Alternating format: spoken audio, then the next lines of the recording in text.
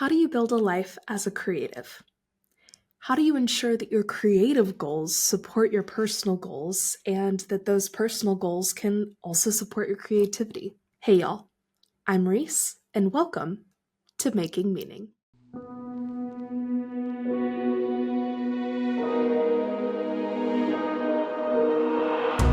Making Meaning is a podcast by the Cohere Collective here to help guide you along your path to make meaning in a way that makes sense for you. This week, I am joined by life coach and all-around coach, Calvin Blackmon. Calvin's story is truly fascinating, and his life just embodies the energy of what it means to be a coach. From professional athletics to being a father to now being a life coach and an entrepreneur, he really embodies mentorship in everything he does. But that mentorship is a deeply creative thing. You have to understand how to create relationship, create motivation, and create the life around you that supports the work that he wants to do. And the creative process isn't always easy, but it's always worth it.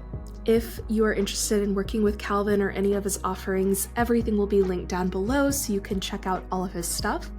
Also, if this is your first time here at the Cohere Collective, welcome. We are so happy to have you here, a part of the collective. If you enjoy this episode, please consider subscribing, giving us a like, review, rating, comment, share, all of the things wherever you are listening and or watching. Okay, I believe that is all I have. So as always, let's take a deep breath.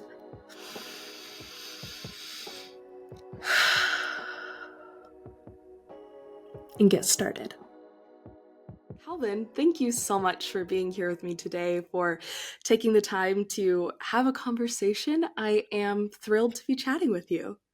I appreciate it, Reese. Thanks for it's always humbling to be asked to be a guest on a podcast and whatnot. So love your platform, love what you're doing, and yeah, and ready to take on this journey as we embark on whatever we're going to uncover here. But no, I'm excited. Thank you very much. Of course, absolutely. Well, to kick us off and hopefully set the tone for our conversation, first question is just, what is one thing you're grateful for right now? I am grateful for this is a good question. I was just listening to and just doing saw some things on gratitude. I'm thankful for where I am in life right now. Hmm. Obviously, aside from family and friends, kids, and all my wife and everything, and roof over my head, um, I'm grateful for where I am right now in life. I'm right where I'm supposed to be. I know we had it. I know we had talked about recording a few months back, and you know, transparently, I wasn't. I didn't, that day. I didn't feel like I was in a place to record, and I didn't want to do disservice to your audience and to your show. And so we here we are.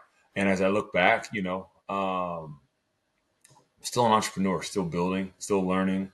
Um, never going to be where you want to be, but I'm thankful for where I'm at right now and for the journey that I'm on. So. Hmm. No, I think that's wonderful.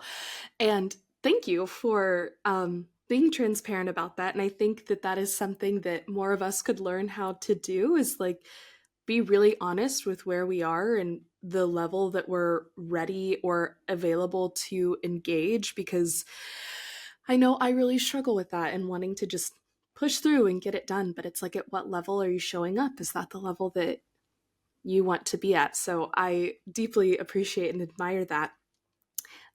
Second question, to just really open up our conversation, is, what is your story? Of course, that is a really big, daunting question. Whatever you feel called to answer or speak to in this moment is perfect. So my story, so I'm originally from Dayton, Ohio.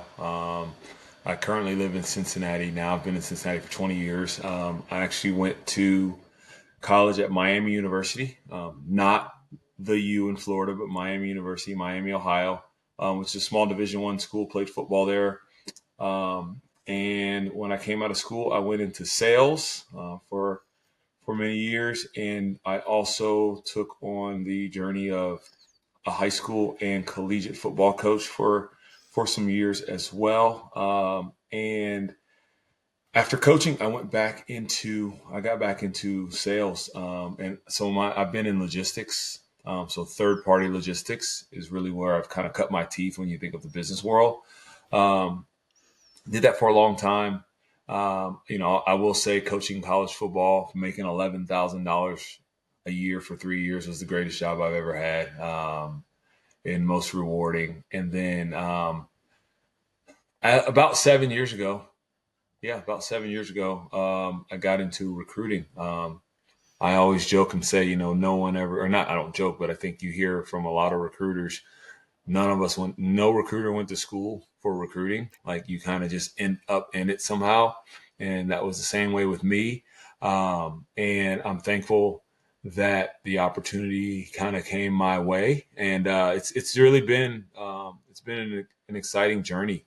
You know, from taking on the career of recruiting to now taking on the entrepreneurial space and starting my own business and figuring it out, failing, winning, failing, winning. So it's all good, man. Yeah, absolutely. No, I love that. Let's start right there with the failing and winning and failing and winning.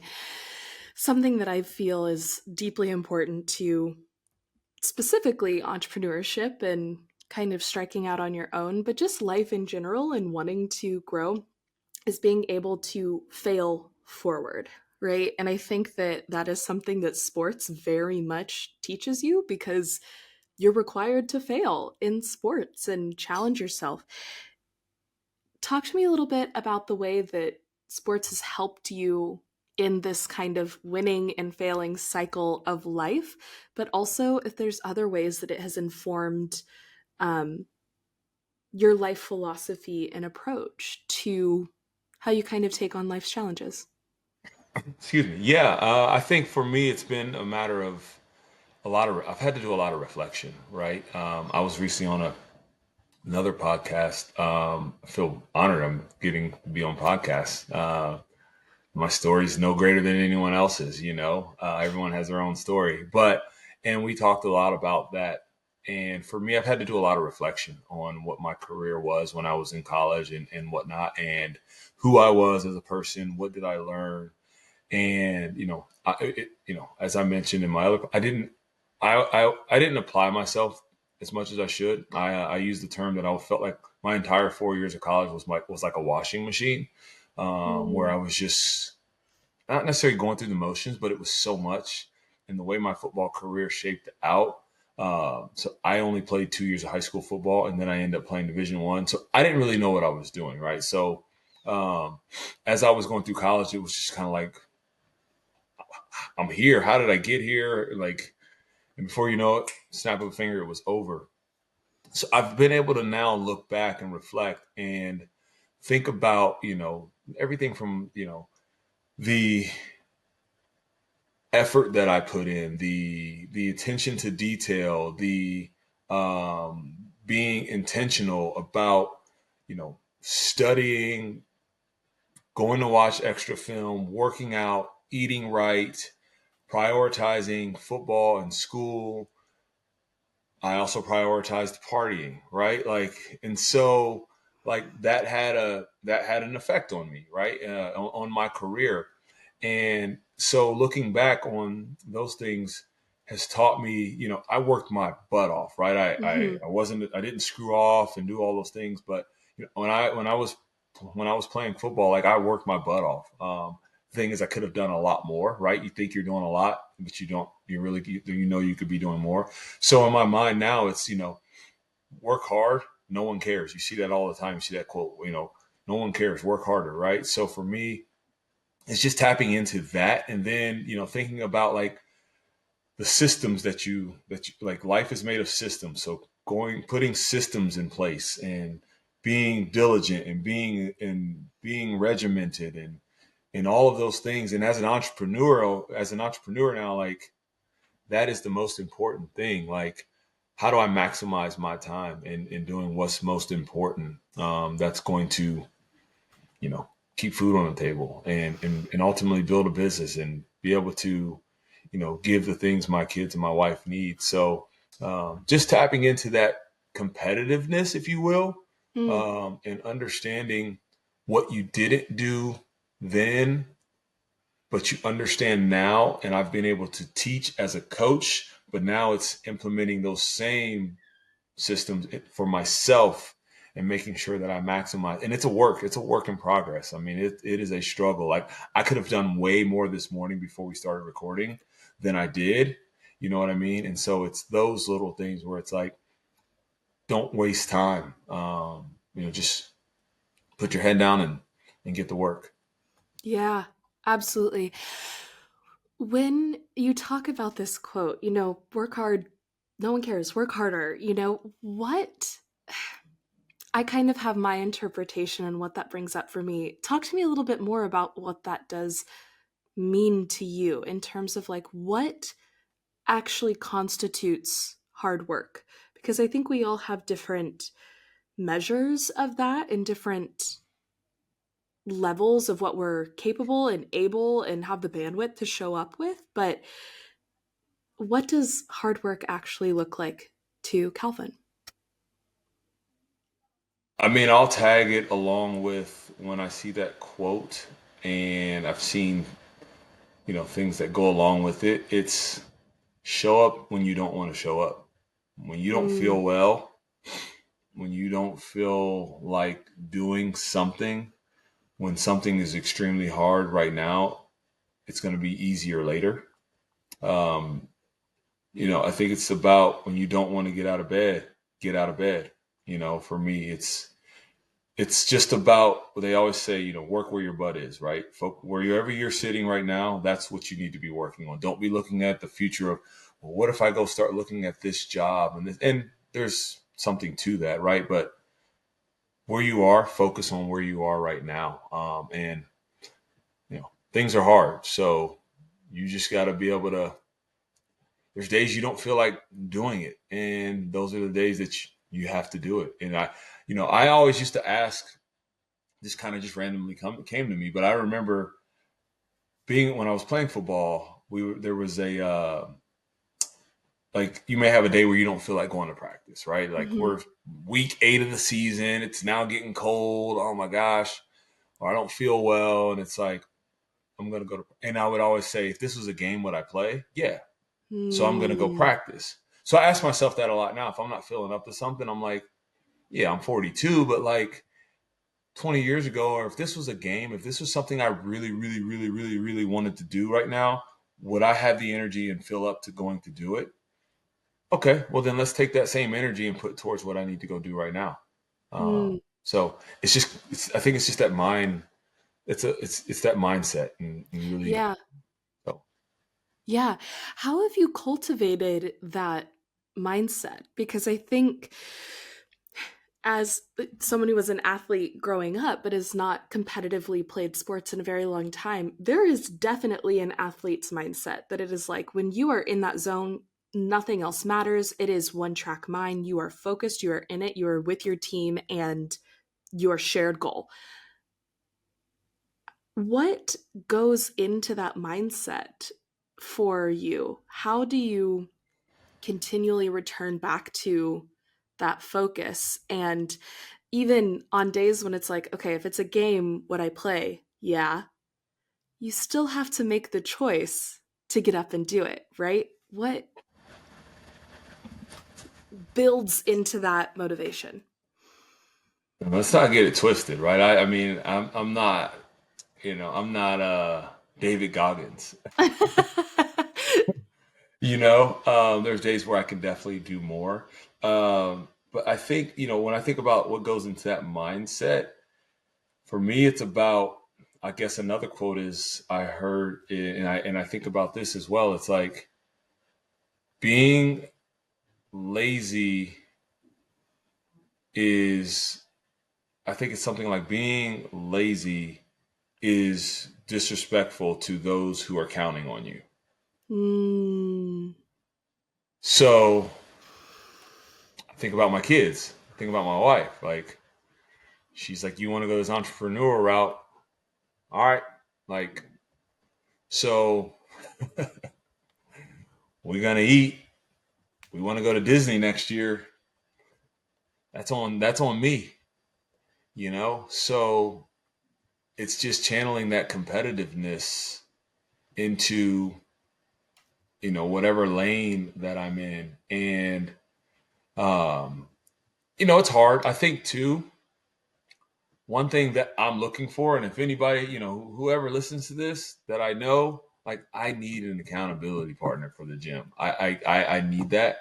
And I've got a couple of ideas, but like going to I'm up at between 4 and 5 a.m. Most days, and I like to go to the gym.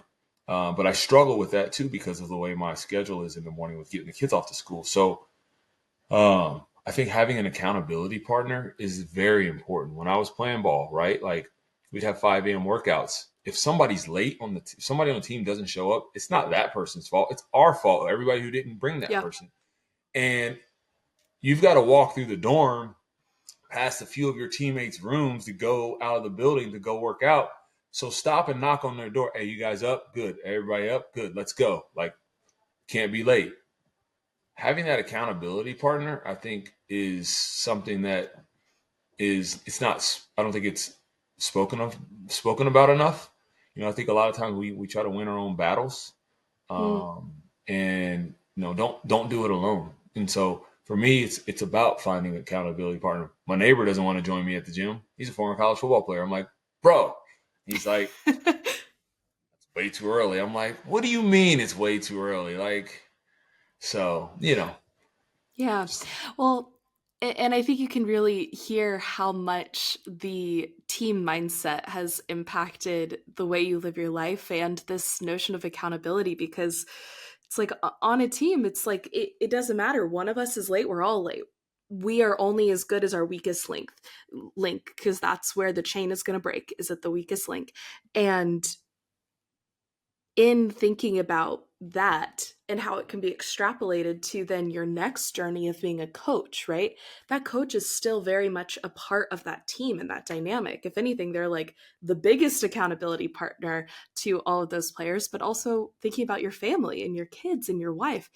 That's the greatest team you could be on, right? And how much that level of teammate calls of you to step up.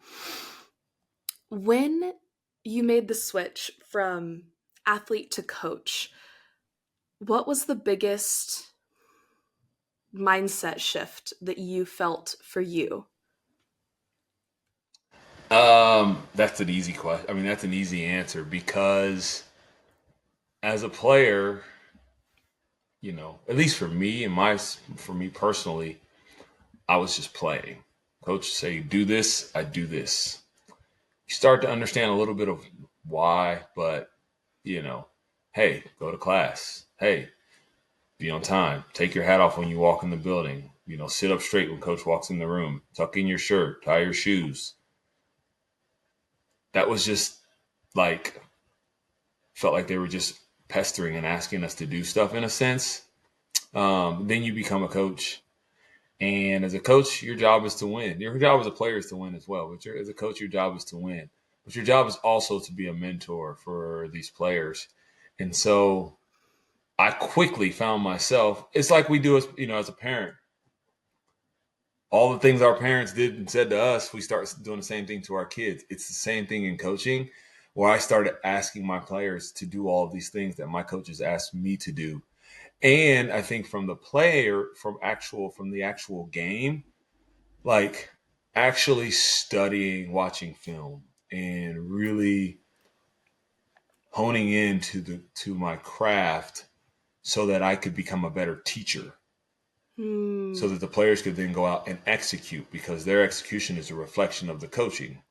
So my mindset shifted, and you hear a lot in sports. If I knew what I knew back then that I know now, like, it's so true, and I would have been a much, much better athlete, much better football player if I had that same mindset and approach that I did when I shifted into the coaching world. So it was a complete mindset shift for me on just how I viewed football, the game, coaching, life, mentorship as a whole. It Mm. really just opened my eyes up, and I've been able to take and carry a lot of that on from coaching and from playing, on into the business world. Yeah.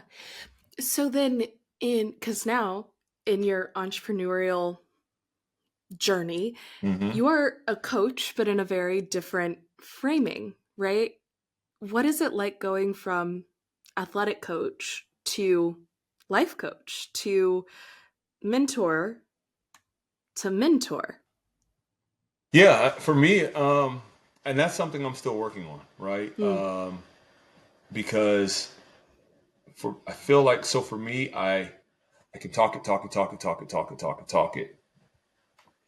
From a business mindset, I think I overthink it sometimes, and I try to be too, I don't want to say proper, but I try to be just too, I don't even perfect, but like I try to craft this like really, really structured like message, and it's got to be this way, that way, or the other. And I've got a coach right now that I work with. And one of the things he said, many things to me, but one of the things he said was, you know, think about the creative aspect. Always think about being creative when you're building something, and that takes the, what is it called? I'm drawing a blank on the word, but it takes the um, imposter syndrome out of it. Ah, ah. It takes that imposter syndrome away when you think about being creative, and instead of thinking, "Hey, I've got to make this post," or "I've got to say the right thing to this kid," or that, I can talk to a kid all day about these things. And now for me, taking that and putting that into a business format and mindset, I've got to step back and say, "Hey, just put your creative hat on and let it flow." It will naturally take its course, and you can put systems and structure around it. So it's just reframing it from a field in a film room of watching plays to talking to someone like yourself, and being able to really put systems around it so that that it can become a viable opportunity for people to leverage, to scale, and to grow. Absolutely. Absolutely. So this is, you mentioned systems at the beginning of our conversation as well. When you talk about systems, do you tell me more about systems? Um, Not an expert on it, I can tell you that much. But I had a friend recently tell me, he was like, like everything we do is a system. Like we are like we as humans, we need systems, and we have systems in place, good or bad. We have systems in place. And again, he was a football player as well, and we were just talking about, think about when we were playing ball, like everything was a system. The playbook, how we practiced, Hmm. how we worked out. He was like, those were systems. You had a very structured schedule. So for me, it's about putting those systems in place in real life, and I struggle with it. Um, but I'm mindful of it, and I acknowledge it, and I recognize that it's something that and I hate to say I struggle with it, because now I'm telling myself that I struggle with it Hmm. versus it's something that I'm working on. And I just believe having systems in place. And I think for me too, about when I think about systems, it's about not wanting to make sure a system is perfect.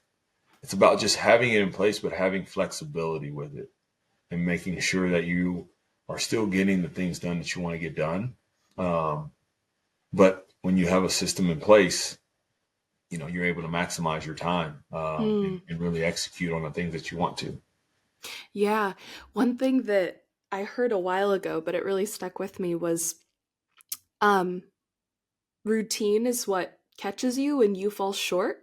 It's like whatever your baseline habit, routine, system is, that's what's going to come through when you're not firing on all cylinders. That's when you are falling short, you are going to fall to whatever your autopilot is.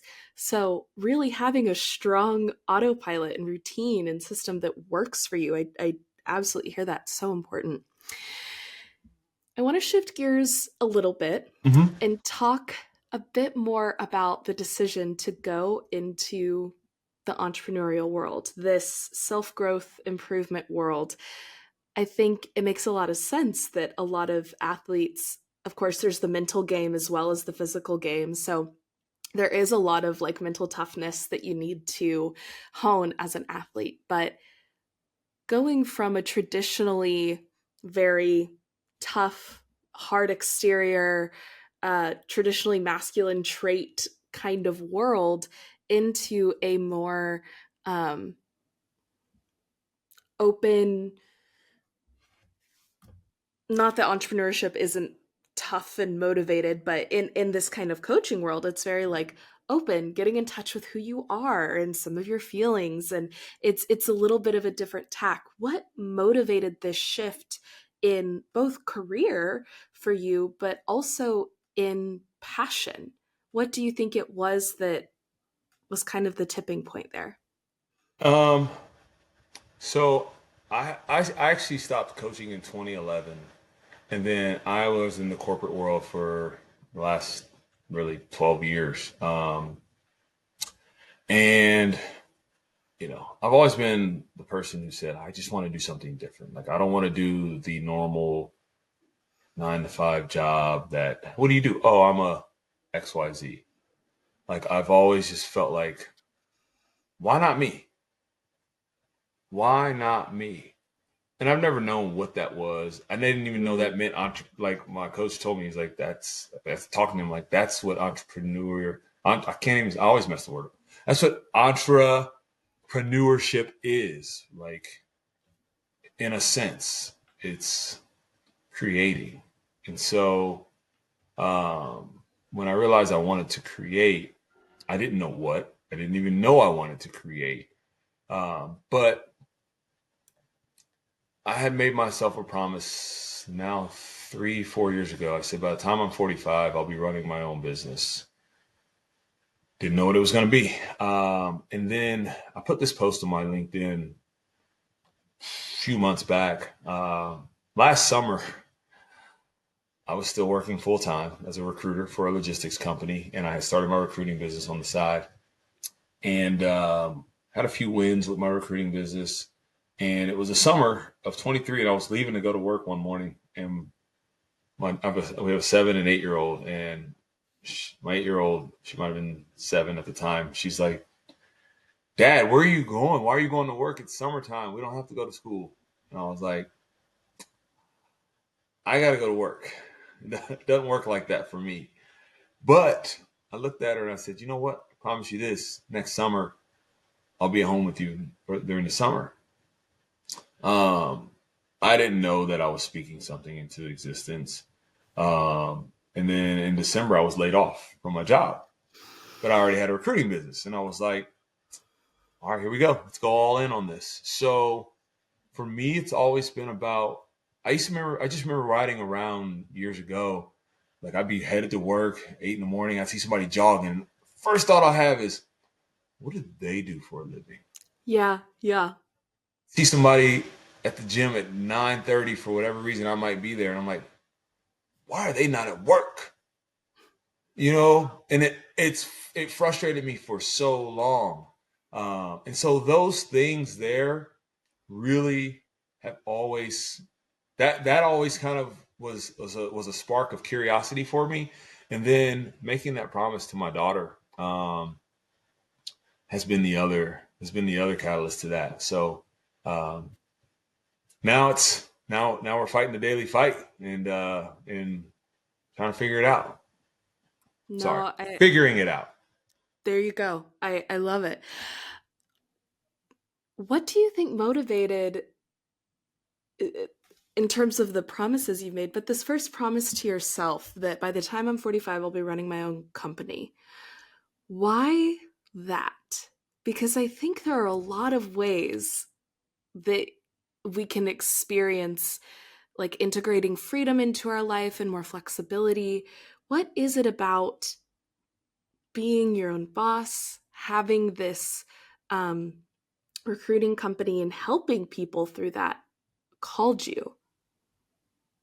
I believe that, again, I was able to coach football, make $11,000 a year, live in a dorm for 3 years, and it was the greatest job I've ever had.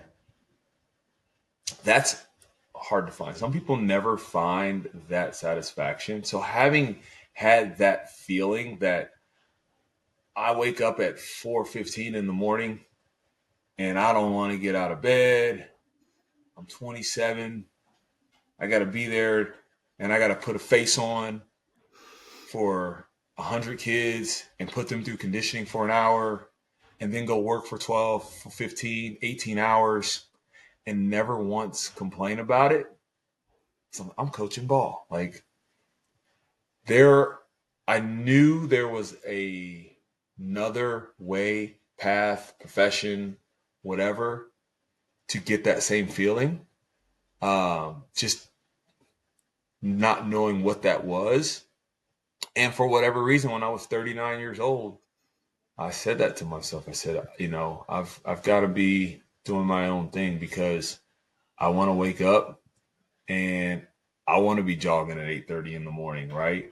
And then I want to go knock out meetings and I want to go crush the day and I want to go have an impact on people's lives and I want to be able to jump up and down and act like we scored a touchdown at 3 o'clock in the afternoon because we just helped somebody doing something that I truly enjoy versus, oh, it's almost 5 o'clock. It's Friday. Hey, got the Monday morning blues. Oh, I got to go to work tomorrow. Like, that's not You're me. wishing your life away. Yeah, I, you know, absolutely. I'm, I guess I can say it. I hate, thank goodness it's Friday and I hate it's Monday morning. Like, I hate looking forward to the weekend. I heard it in a Drake song. Working on the weekend as usual. It's like the very first line in one of his songs. And in my mind, it's like, what makes Saturday any different than Tuesday when you're doing something you love? So that's it.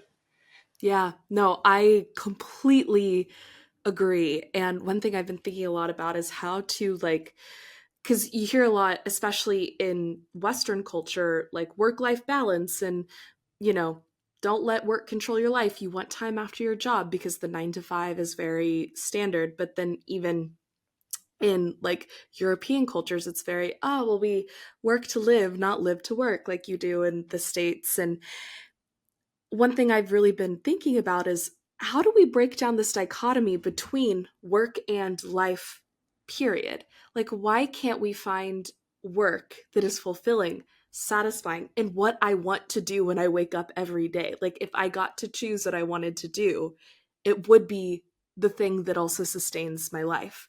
Um, so clearly, I completely agree with you. And I have always hated the like, just make it through this week, just get through this week, just get through this week, because you're what, white knuckling your way through your life? Yeah. No one deserves to live like that. When did you have that realization? Do you think that's something that's always been innate within you? Or has it kind of developed or been awakened? Talk to me It's about that. it's been developed and been awakened because I think just coming out of school, like, I didn't know what I wanted to do. I ended up in sales, and like logistics is a lot of fun, a lot of money to be made. But like, there's something about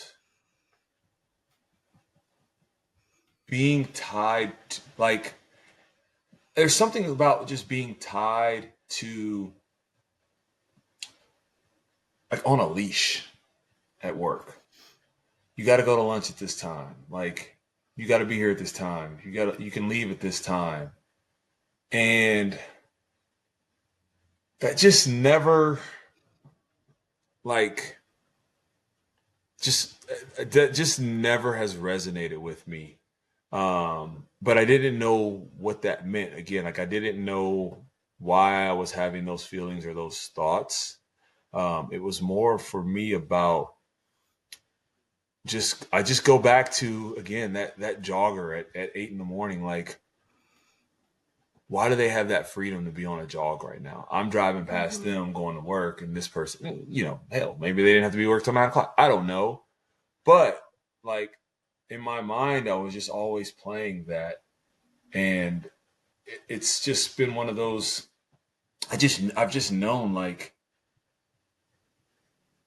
I can't go to my grave having spun around in a chair for 8 hours every day. And I used to have a quote on my LinkedIn. The Rock said, "Don't go to work for somebody else for 8 hours and then not come home and work on your own dreams or build your own dreams." Mm. And I take that to heart, and I said, you know what, like hell, forget going to work for somebody else. Period. Build your own dreams now, Yeah. and show my kids that hell, you can do whatever the hell you want. Yeah. If you put the time, effort, energy, work, and all that, nobody cares. Work harder, right? Yeah. Yeah. What do you think it is? Because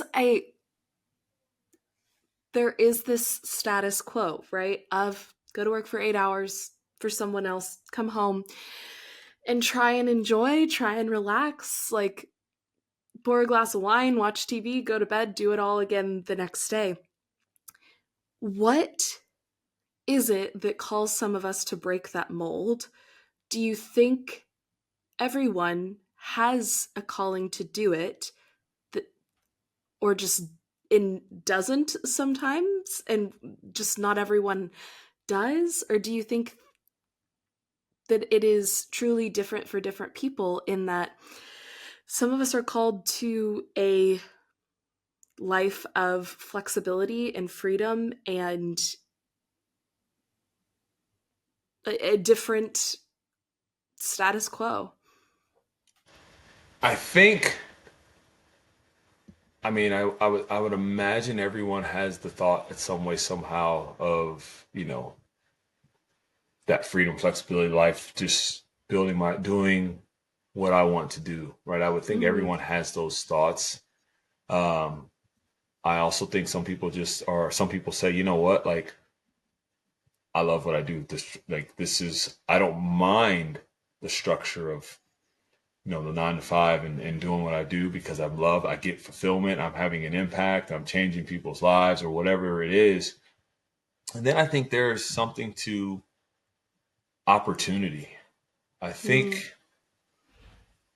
you know, I think I guess my wife always gives me a hard time. She's like, every time we go somewhere, you know somebody or you know everyone, this, that, and the other. My mom used to say it in college, why do we walk uptown and you know everybody on campus? I'm like, you know, quote, I'm a social butterfly, whatever it is.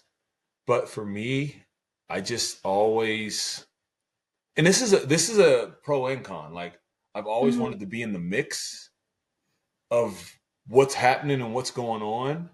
Um, and there's a point in my life now where I've had to take a step back from that and really narrow my circle of friends, focus on what's most important now, and in that aspect of things. But I also think that opportunity, meaning those chance meetings don't happen by chance if you aren't intentional about doing them.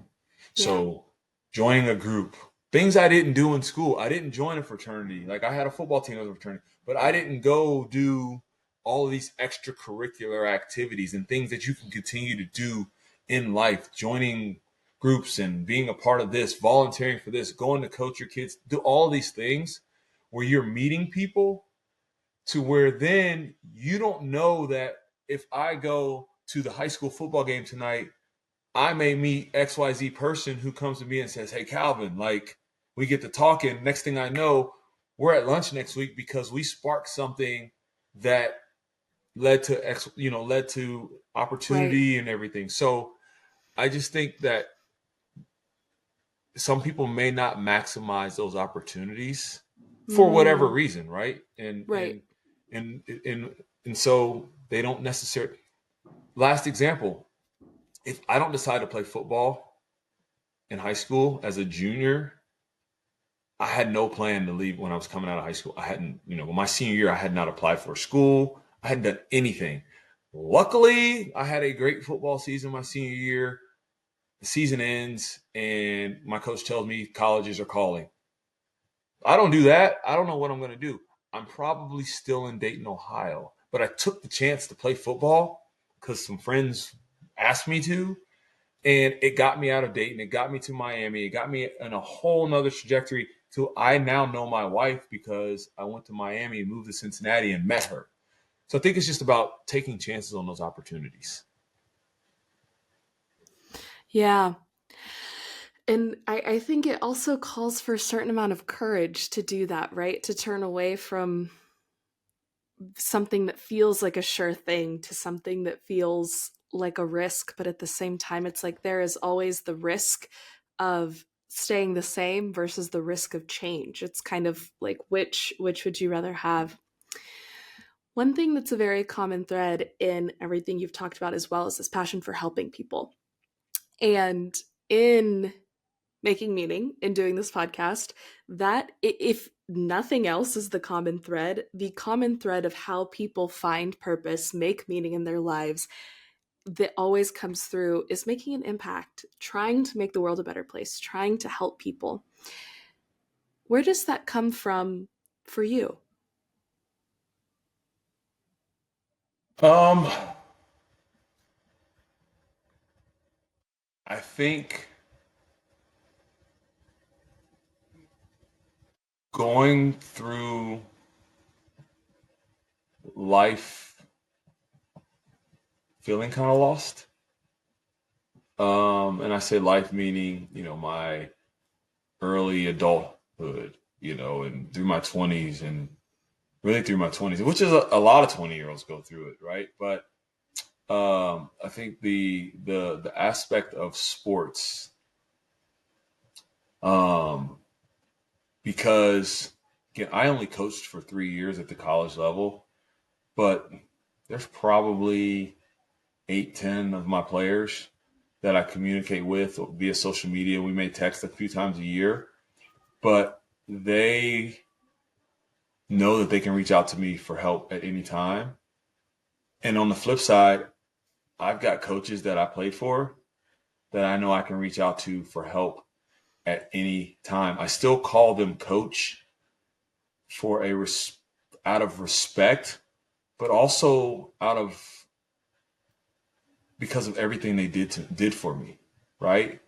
I call people coach all the time. You may not even be a coach, but I'll respond in a message to someone. I may just say coach because for me, it's a level of respect that you're having an impact, right? And so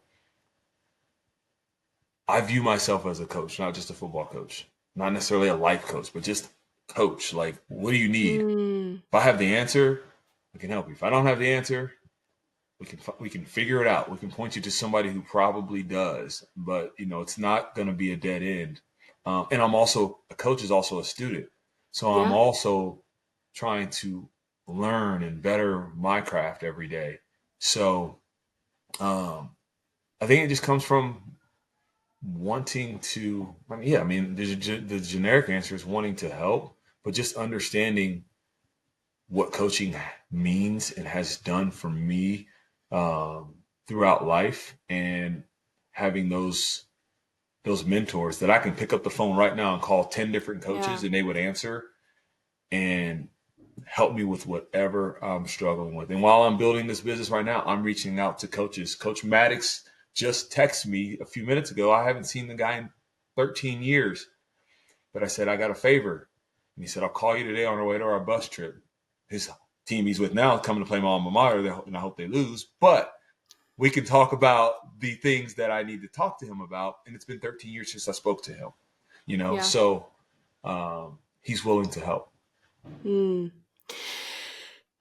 What do you think it is that motivates human beings as a whole to want to help? What is that? Is it something that's specific to humans? Is it human nature? Or is it a socialized trait to I suppose, like through evolution, continue the species, or what is that? What is that drive to want to help each other? I think it's a part of. I think some of it's human nature. I think some of it is, um, but I think a lot of it too. You just have to be. You have to be intentional about wanting to help people as well. 'Cause, Hmm. I don't think everyone. There's bad people in the world, right? Yeah. Um, so I think you have to. It has to be. It has to come from somewhere, and hopefully you've seen or have experienced what help has done for you or how you've helped someone else. I think that in itself. Um, is something that is learned, Hmm. um, and it's how it's learned. I think like if you think about neglect early on, how someone is neglected has a huge impact on who they become, at least early Mm-hmm. on. And until they get help, they're kind of stuck in this. They could potentially be stuck in this. There's kind of this world of I don't know, like of where to go. So, and we always say this too. When you think about corporate world, like when you get hired to a job, what is the one thing you want when you get hired to a job? Training, help, coaching. What happens when you don't get it? You leave. When companies don't offer training, or they say, "Hey, here's 2 weeks of training," and then the person fails, it's kind of a reflection on yourself and what you Hmm. guys are doing. So people want to be coached and want to be helped. So yeah, I think it's I think it's a matter of if you want to be helped, you're probably also willing to give the help as well and to pay it forward. Hmm. Yeah. I mean, it's kind of goes back to the golden rule, right? Like, treat others the way you want to be treated. If you know there is something that you would like, that you need, it feels instinctual to try and provide that for others. Yes. Yeah. Flipping gears once Mm-hmm. again, one thing that I am always fascinated by, especially in these conversations about purpose and passion and helping others, spirituality, religion. Does that play a role in your life? Is that a part of your ethos, your worldview? Do you have a strong spiritual background or not? What is your relationship with higher power of the universe? Great question. Haven't been asked this question and not like I've been a million podcasts, but I haven't been asked this question in a while. If I have ever. Grew up Southern Baptist, grew up Baptist, going to church. Didn't like going to church as a kid. Mom forcing you. Um, but it's one of those things that my mom always was, has, and always will be in my ear about. Um, I was baptized in high school.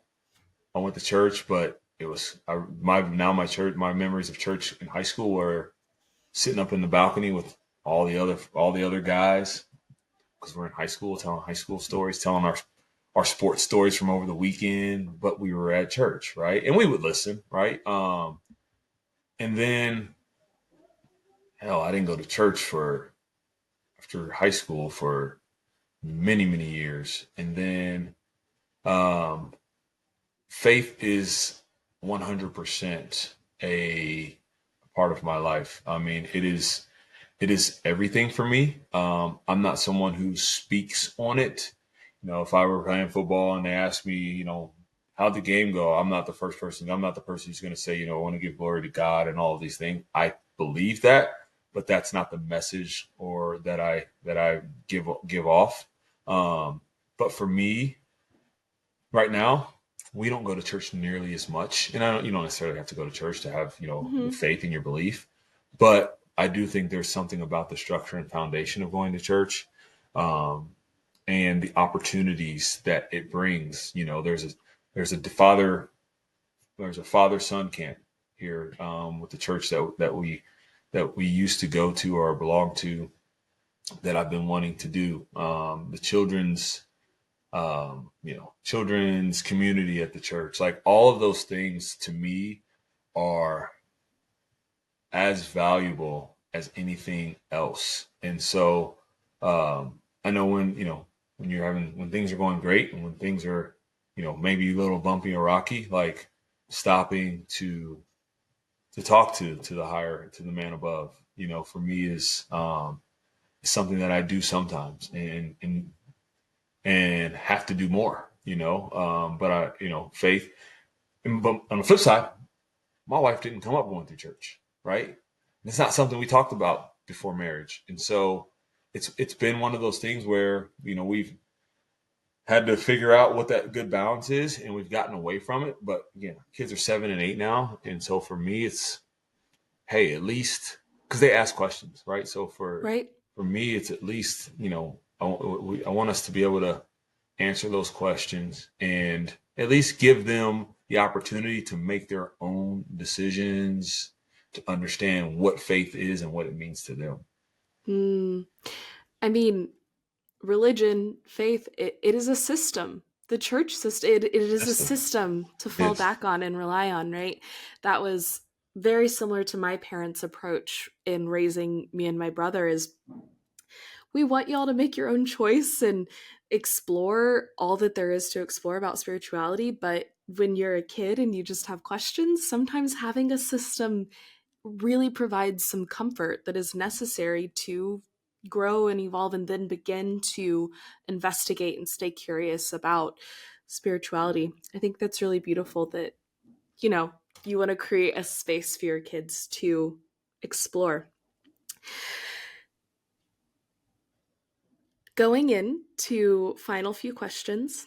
One, in light of our conversation, of everything we chatted about, of everything that we got to and didn't get to, is there anything we missed? Anything you want to return to? Anything you want to reemphasize? Anything you'd like to add in? This is space for you to share, offer, anything at all.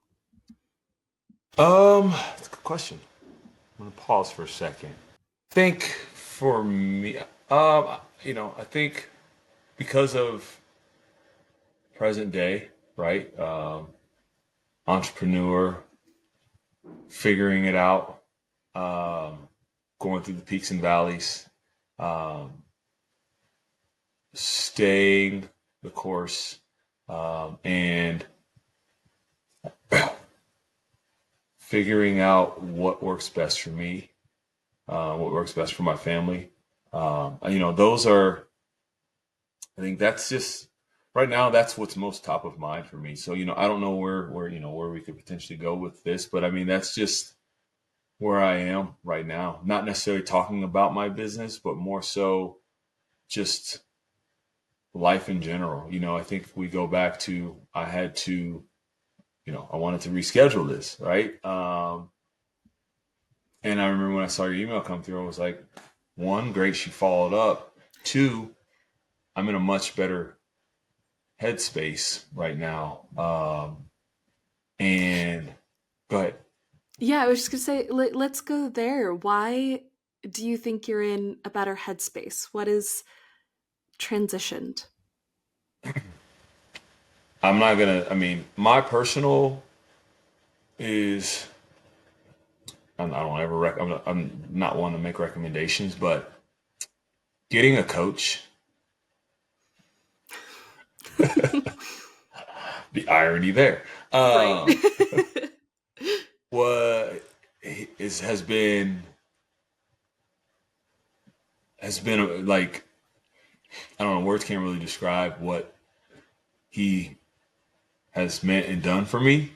Um, I know there's good coaches and bad coaches. That's not even, not, and I know people, well, everybody's a consultant now and all of these different things. But when you find someone who genuinely cares and genuinely knows what they're talking about and has a purpose and knows how to guide, not once has he ever told me what to do. Never has he told me what to do. He asks questions And as you and I learned, right, through the course that we met, he asks the questions and he lets me figure it out on my own.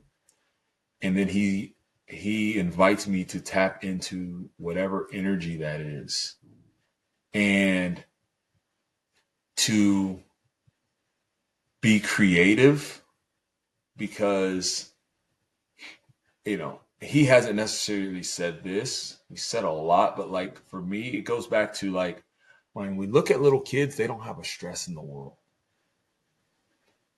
We put all this on ourselves, and we put these expectations and these deadlines and this, that, and the other, and we start wearing ourselves out. We start turning gray. I'm bald, so I'm not gray up there, but there's a lot of gray in this beard. Like we start adding all this to ourselves.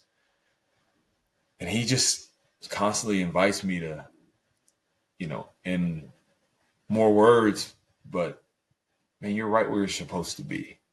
What's the worst thing that's going to happen if your business doesn't take off? If you don't pay the mortgage next month? If you have to go back and get a job? He's like, is life going to end? He's like, you're right where you're supposed to be.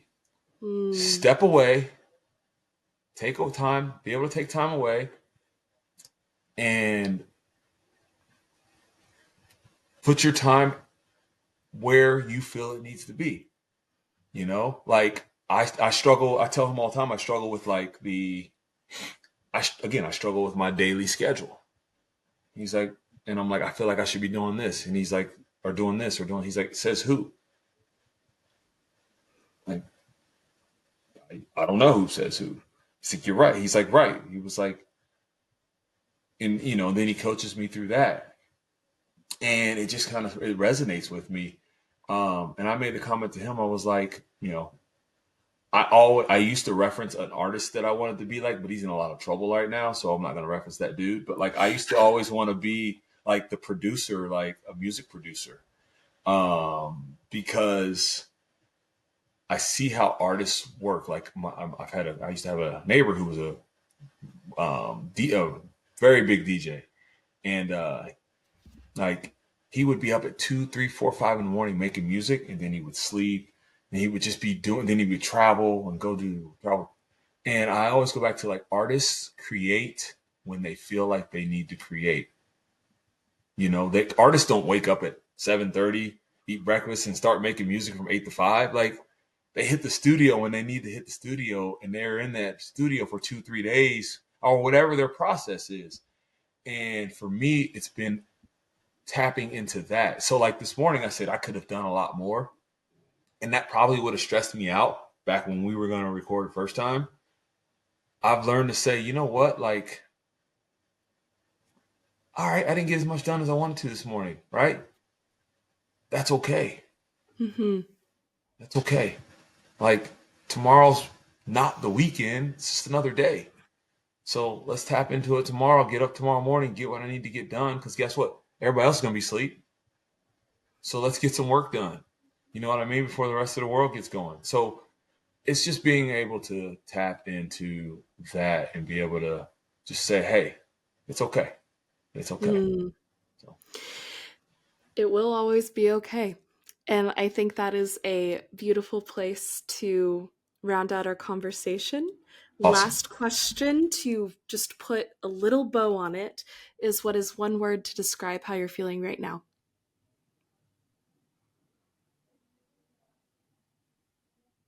Watch us bring this full circle, but grateful. I feel grateful. I ditto. Not an eloquent word, but yes. Calvin, I cannot thank you enough for your time and energy and honesty and openness in having this conversation with me. Thank you so Awesome. much. Absolutely. No, thank you. Thank you very much, Reese. It's an honor to, again, to anytime you're asked to be a guest on someone's platform, I don't take that, lightly at all. So, a genuine thank you very much for the opportunity. Absolutely. My pleasure and privilege. Thank you all so very much for joining me today. And of course, a huge thank you to Calvin for his time and energy during this episode. I have met so many interesting people through my life coach certification and developing what working with people one-on-one is going to look like for me. And I love getting to hear how other people approach that work, because the phrase life coach is so overused and I don't really love it, but knowing that different people are in this space and getting to hear what that means to them is always so inspiring to me. Again, if this is your first time here at the Cohere Collective, or if you are coming back, please subscribe to the podcast wherever you are listening. Leave us a like, a rate, a review, a comment, share the episode. It actually is a really wonderful way to start conversations with people in your life, I have found at least, but that is the best way to support the podcast and the content we create at the Cohere Collective. If you are interested in any of our other content or offerings, you can head on over to www.thecoherecollective.com to check everything out. If you are interested in Calvin's work or offerings, everything will be linked down below in the video description, so please go check out his work. And a huge thank you to Nicole Oesterreicher for making Meaning's art and podcast cover. You can find her on Instagram at Nicole O Creates or Nicole O Design. And a big thank you to Tristan Morgan for making Meaning's theme music. You can find him on Instagram at Tristan Morgan. Right now, I am feeling revved up. It's an interesting one, but I really am. I'm feeling really productive and also a little overwhelmed, but also excited for the creative space that I'm entering into. And so it's this weird combination of the fear of being on the edge of a precipice and what that can bring, but also trusting that and leaning into it anyways is exciting. And so, yeah, I'm just feeling like the energy of all of that. It feels very kinetic, maybe is a good word for it too. One of my quotes for this new year, because, first episode of the new year, thank you for being here, and also the Lunar New Year is tomorrow. It's tomorrow from when the episode comes out. It's Wednesday. Yeah, so tomorrow from when you're hearing this, if you're listening to it on the day it came out. But one of my quotes for the new year is Carl Jung, and it is, "Where your fear is, there your task is." And